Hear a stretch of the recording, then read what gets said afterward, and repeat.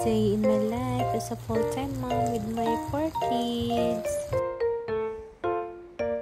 Magluluto tayo na ngayon ng pork caldereta.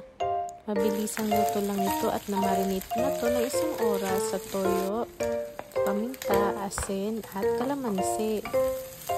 At pinatuyuan na rin natin at pinirito ng bahagya at ginisa na rin natin sa bawang, sibuyas at kamatis.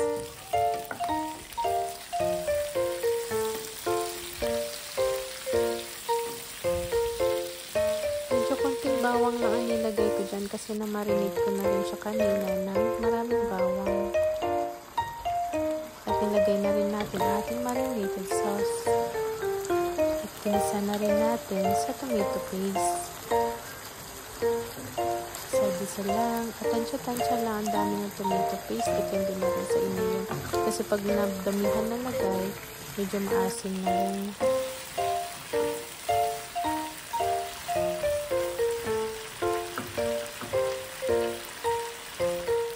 Lagyan na rin natin ng tubig at kukuluan natin ng 15 minutes. Katapos natin pakuluan ng 15 minutes, naglagay na rin ako ng liver spread.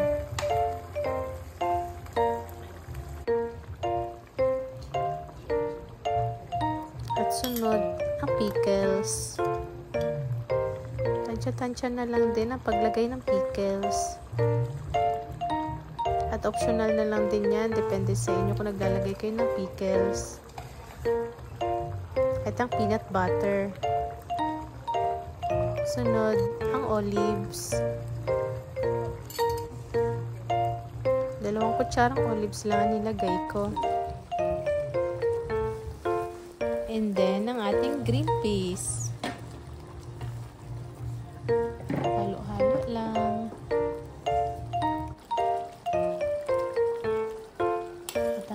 Gulay, carrots at patatas.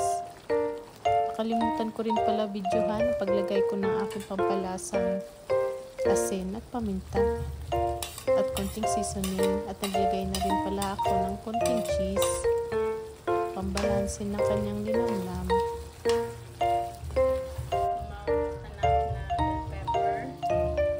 At itong bell pepper na lang sa lata ang nilagay ko kasi wala akong mabiling bell pepper sa talipapa. Medyo malayo kasi ang palengke dito sa amin. Kanya-kanyang diskarte na lang din niya sa ating pagluluto. At ayan na, luto na ang aking pork caldereta. That's it guys. Thank you for watching.